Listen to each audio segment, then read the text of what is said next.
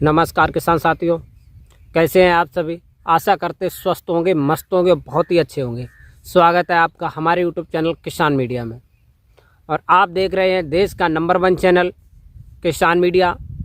तो किसान भाइयों, आज 4 फरवरी 2024 हो चुकी है।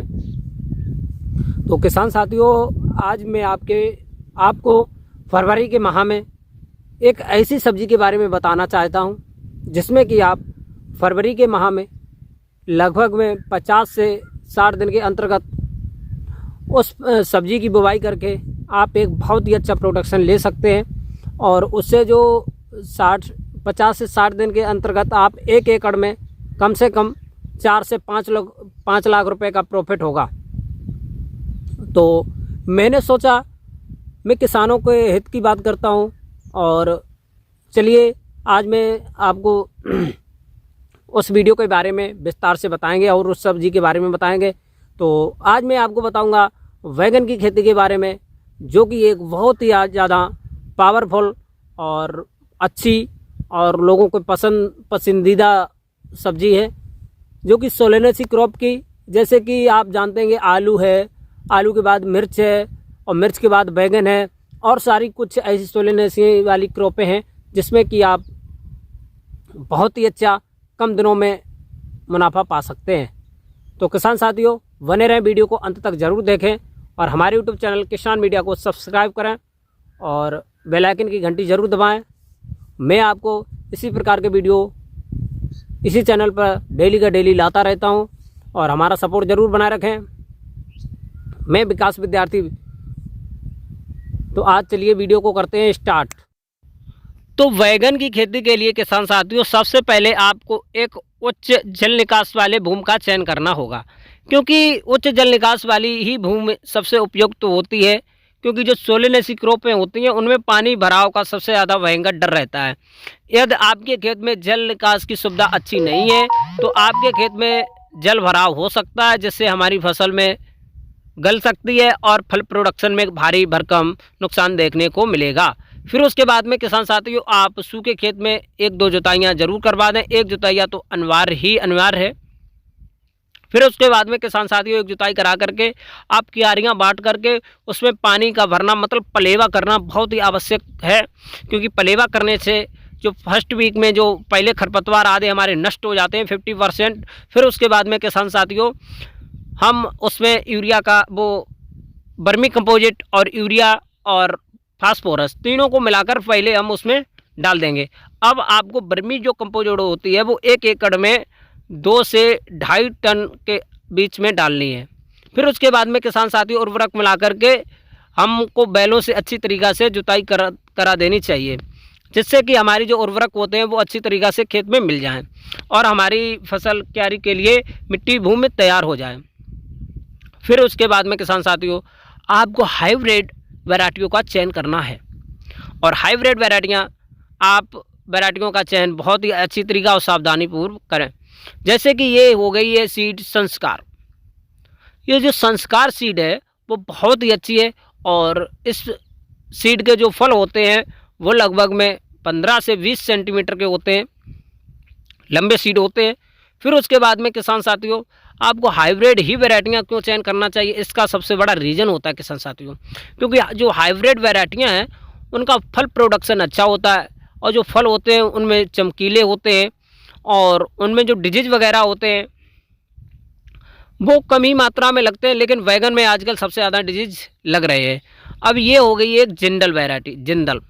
तो ये जो वैरायटी है ये 20 से 25 सेंटीमीटर लॉन्ग प्लांट इफेक्ट, इसके जो फ्रूट का वजन होता है वो 100 से 120 ग्राम सोलेटरी बियरिंग होगा। और फिर उसके बाद में किसान साथियों, ये हो गई काव्या सीड 043। तो इस प्रकार से ये लंबे बैगन वाली जो वैरायटियाँ हैं, सबसे पहले हमको उच्च वैरायटियों का चयन करना होगा। फिर उसके बाद में किसान साथियों, एक गोल बैगन की वैरायटी होती है नीलम। ये अंकुर कंपनी का ये सीड होता है किसान साथियों। और ये गोल वाली जो वैरायटियाँ होती हैं बहुत ही अच्छी होती हैं। फिर उसके बाद में किसान साथियों, हम बीज को बुवाई से पहले उसको उपचारित करेंगे और उसको अच्छे ढंग से देखना होगा कि हमारा बीज सही है कि नहीं है। फिर उसके बाद में जब हमारा खेत तैयार हो गया है किसान साथियों, फिर हम क्यारियों में इसकी बुवाई कर सकते हैं। बुवाई के बाद में लगभग में 30 से 35 दिन बाद हमारी जो पौध होती है वो तैयार हो जाती है। नर्सरी, जब बैगन की नर्सरी हमारी 30 से 35 दिन में तैयार हो जाएगी, तो फिर उसमें हमको समय के अनुसार देखना चाहिए कि कोई किसी भी प्रकार के खरपतवार तो नहीं है। यदि खरपतवार होते हैं तो आपको फसल में निराई और गुड़ाई एक बार 2 बार जरूर ही कर देनी चाहिए, और उसमें टॉप ड्रेसिंग के रूप में एक बार यूरिया का छिड़काव जरूर ही कर दें। फिर उसके बाद में किसान साथियों आप का नंबर आता है ट्रांसप्लांटिंग का, क्योंकि बैगन की सबसे पहले आप नर्सरी तैयार करेंगे, फिर उसके बाद में बैगन का जो ट्रांसप्लांटिंग होगा वो आप सीधी लंबी लंबी कतारों में कर सकते हैं।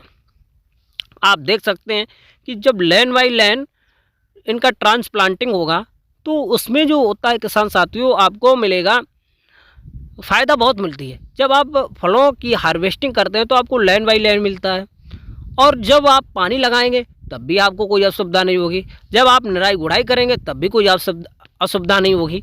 तो इसीलिए हमको क्यारी बाई क्यारी ज़रूर ही प्लांट वाटर देना चाहिए।